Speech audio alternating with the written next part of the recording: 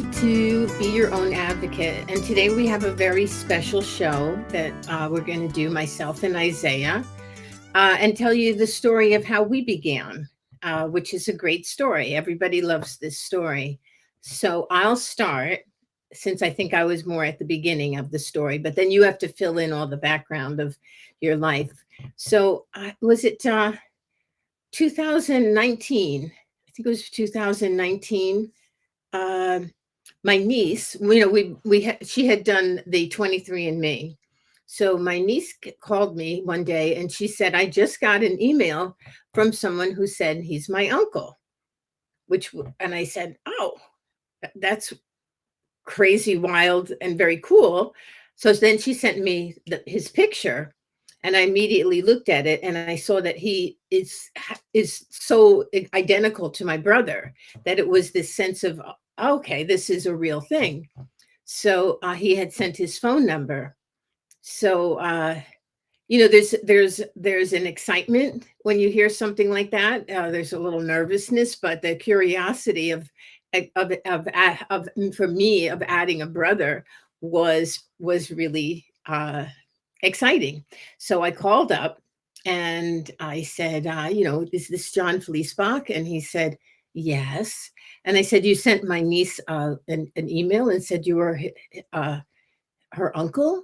And he said, yeah. And I said, well, then that would make me your sister. And he said, wait, I'm adopted. I don't know anything about, about any of my family.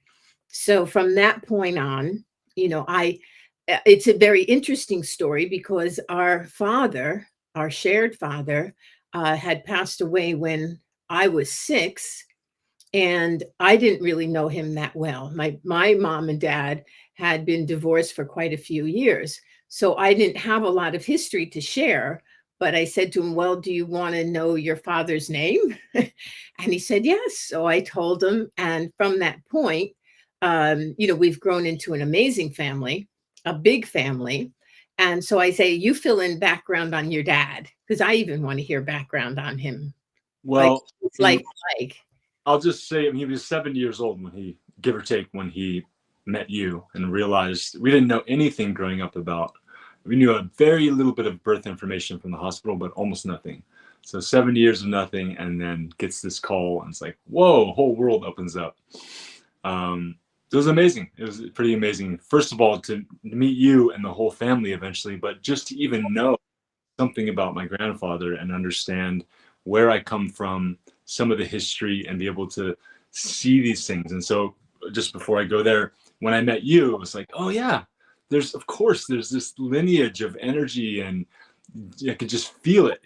I can see how much it carried through, and a lot of things started making sense when I understood that he was a professional dancer and creative and artist and really unique in his body and orientation and ethnicity and all the things.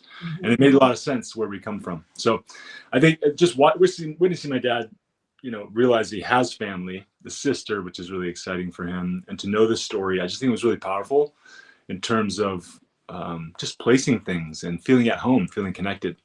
Really Uh, connected. Mhm.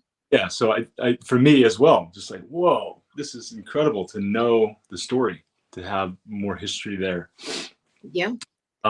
But yeah, what can I say? My dad, as a mixed race man growing up in Michigan and other places, and then coming out to California, I think being mixed race in general has like different challenges to it, both in Black and white culture. And so it's a difficult place to be in several different scenarios in different ways. And I think that the being able to place his father, I think this is just me talking, but like being able to place his father and understand kind of more of that origin story and history is really helpful. Um, I think it's difficult being adopted and feeling like, how do you place that? Like, was I wanted? All these different things. So I think a lot of energy, what I'm saying is a lot of energy came together when he met you, and Mhm. falling in place in a really important way emotionally. And here we are today, and we now have you, your son, your daughter, your niece, your brother, and we've all joined family. And I have my brother, my father, all three of my boys. my brother's two sons, and we've all come together, and my wife, and we've all come together, and it's just an amazing opportunity to be able to know each other and move forward together. And so this show is a culmination of our desire to share with the world, but also our interest and similarities. Like, we have so much shared connective tissue without even knowing each other, growing completely different coastlines and everything. I feel like we share so much, and that's why we're here today. Yeah, that's right. So our father's name is Roger Odierno, and he was a dancer in and mixed in a dance troupe that was formed by a woman named Katherine Dunham. And Katherine Dunham was the leader in modern dance, but she also brought in a lot of Caribbean culture and movement into her dance. She received the Kennedy Center honors in the 1990s, so she was renowned. She was Alvin Ailey was one of her students, so she was the person of the time. And our father was her leading dance partner during the most successful time. So what was really nice was that I was able to pass on to John, my brother, and Isaiah and everybody history because of the internet. So when you look him up and you look her up, there's so much information there that you can really get a general sense of who he was and what it was like. He passed when I was 6, but my parents were divorced, so I didn't grow up knowing him, but I always knew who he was, and I always had a strong sense of who he was. And it's so also understanding my mom's Irish. I think John's mom was Swedish. So, we didn't have extreme prejudice or that we had to deal with. And, because he was mixed. So it kind of waters down, but, still you have that energy in your body. But, thinking about what he went through during those years. So when they would go to Europe, they were celebrated and treated like royalty. But then when they were here on tour, the Green Book, that when I saw that movie, I had a greater understanding of what it was like for him to be this celebrated dancer. I mean, like the show that they brought to Broadway was one of the first times that a show that consisted of mixed Black, Afro-American, all of that was on Broadway. So she was breaking ground, breaking through barriers, and so was he, right alongside of her. And then he That was in the 50s, right? That was in the late 40s. That was in the 40s. I wouldn't even say late. I would say that was in the 40s when there was all those triumphs. And then from there, she had a school because, and a lot of the celebrities of the time, Marlon Brando and George Raft, all of them would go to this school to learn how to move, have more fluidity, not be so stiff. So she had the school and he worked there. And then he became the assistant choreographer on a Broadway show called Finian's Rainbow, which was a big show at the time. And my mom was in Finian's Rainbow. She was an actress and on stage in there. She had been, done a lot of TV commercials. She was a Miss Rheingold, like a beauty. She was very beautiful, very Irish, Lois McCarthy. So they would always use her in the ads and everything. But he was taught a lot of the dance. So that's how they met. And it was, two different worlds coming together that at that point in time had no business coming together. It was risky, it was daring, but it was filled with passion. So then they ended up getting married. He didn't know how to do that. She never spoke badly of him, but it was just an impossible thing. And then they had my brother, and then 14 months later they had me, but then it just became too much for them. But I did have at least a stronger sense of who he was as a person, so that when I met and started talking to John, I at least could give him a semblance of who this person was as a man. And and I didn't really even know that much about him until I guess it was maybe 2006 when they did this huge retrospective for Catherine at the Museum of Natural History. And then thanks to the internet, for one reason time I was just looking, I put his name and all these things came up because every time you like at a different point when you would mention her name, his name would come alongside of it. And that's when I learned the most about him and who he was. And I called up somebody, at that point, many of them had passed on, but I called up the one person that I could find that knew him. And he said he was kind and quiet. And I'm like, those are two great. That's me. That's like that's something that's definitely me. And so that's was nice to just have like those two things being the things that he told me that he was about this person. So Really kindness and quiet. People might downplay that, but what if the world right now was kind and quiet? mm-hmm. America was quiet right now, right? That would be a nice thing, right? one thing I want to say is that you and my dad both had a spa and offered advocacy through healing and That's health right. opportunities and health education for people for 30 or 40 years. Even though he's in rural California, you're in New Jersey, you both just naturally kind of went that direction, and me as well, in health and well-being. Yeah. I just think that's fascinating that we had such a similar interest. Similar things. That's the thing. When I saw his email, it was Yoga John. And I thought, oh, geez, this is going to be so interesting because, there's parallels, as you mentioned. And then we've only been able to be physically in each other's company twice. Once when everybody gathered, and then recently when I came out to the sea and spend a little bit more time because I want to, take advantage of the fact of that he's kind and quiet. Yeah. You're not. You're kind.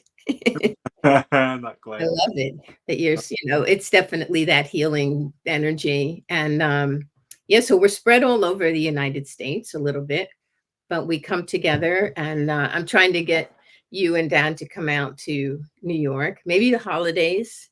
City looks great at holiday time and be there. But so here we are. So when Barbara was talking to me about the show, Be Your Own Advocate, I realized that, it's a lot for one person. And also then it's just my point of view. But, you have a male point of view. You're so smart and intelligent and knowledgeable of the body, nutrition, how the body works, how to get it working better. And so well spoken. I said, Barbara, what do you think of my nephew, Isaiah, as a co-host? And she's like, that's great. And then she met you and talked to you and said you're perfect, and you already helped her with some of her body aches. And so it's going to be a fun show to do as we introduce a whole bunch of new concepts and things. So yeah.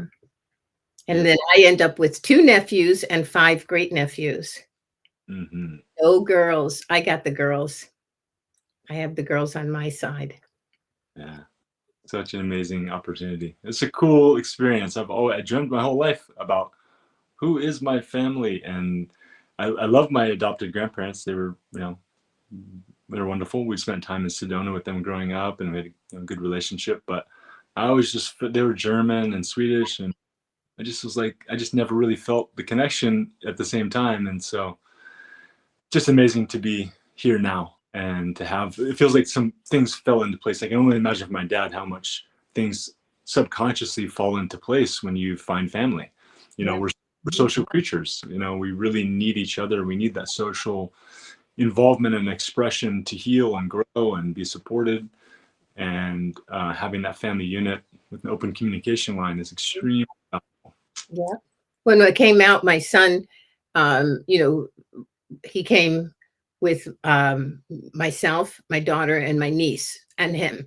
And he's like, okay. So, and the 3 of us were like, what, where, and he had to take care of us. And also, bringing us to meet, all these new people, he felt very responsible, but it just turned into such a wonderful time.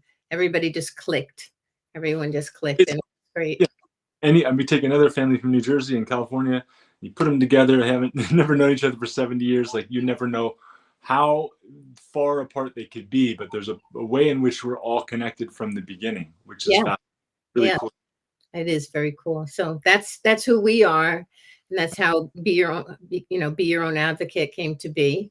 And, it'll continue to grow because, we both have the same consciousness, I guess, even a way of saying, and, bring different topics and different viewpoints, but, it's always to help people, Yeah. to be better, to get along better in their lives and their lifestyles. And we learn all the time too.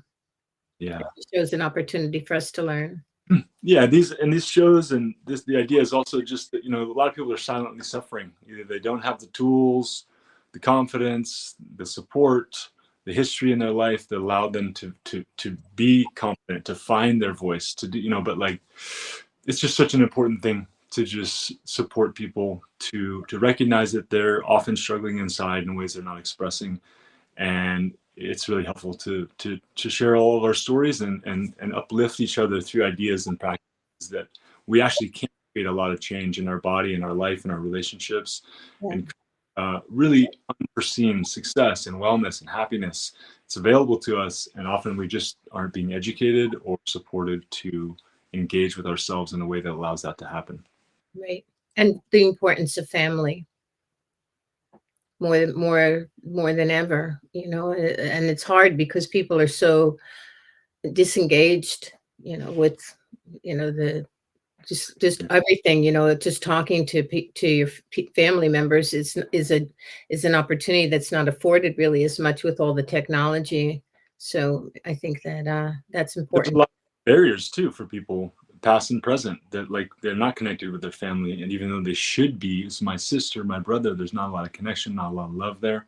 How do Yeah. you feel, how do you maintain, um how do you help create a culture within your family of open communication and respect and like support rather than whatever else it turns into?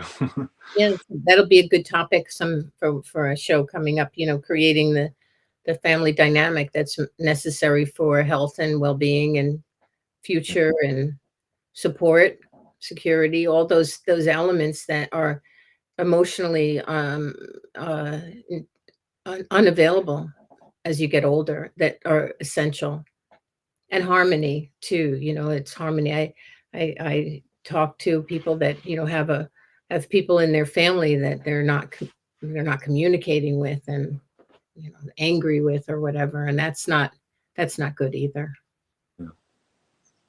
Well, I'm stoked to be doing this show with you. Really happy that we have an opportunity to connect in a bi-coastal way that's consistent and that's supporting other people. It's my favorite thing. I really want a healthy society. I want healthy people. I want people to feel resourced and to be doing good things for others. And hopefully we can do a small part in helping people to do that even more. Yeah. Well, that's our story here today. One of these days we'll have to bring your dad on. Yeah. Here he is. So, anyway, so thank you so much for today. And next month we have some interesting topics, of course, that we're putting together. And Yeah. uh, You guys for tuning in. Everyone out there, please feel free to share information, questions, ideas, guidance as we begin the yeah, show. questions, ideas. We have a new segment that we're going to be doing. It's going to be, we're calling it Care Heroes. And it's going to be where we can feature a person every month when we have the show of a caregiver and hear their story. And, so that other people can understand either how to do things, how to keep your own mental and physical health, uh, you know, how to have enough time, all of the aspects of being a caregiver. And I believe I think Barbara had said there was something like 60 million registered caregivers in this country. So there's a lot of people to talk to about that. And we just want to celebrate them because they're people that are sacrificing their own pace of life, their own happiness, ability to travel, money, all kinds of things for the love of another, oftentimes a family member. So that's going to be something new that we're going to be adding in called Care Heroes. So, because they are heroes, I think so. Definitely. It's a very challenging role. It's easy to sacrifice yourself and to diminish in different ways as you caregive for someone else that's in need. So we need tools and guides and, support, how to figure out how to support ourselves as we do that caregiving, because most of us are going to be in that role with our parents, with someone, with a loved one, our partners. Mhm. Really Yeah. important to keep learning Or how. children, the children, the parents that have autistic children and the challenges that go with that. And it's not something that they're going to get better from. They'll be, find ways to be okay, but it's a lifetime of being that caregiver. So it'll be very interesting, and I hope people will enjoy those segments as well. So thank you, Isaiah. Thank you, Isabel. Okay, talk to you soon. See you next time. Bye.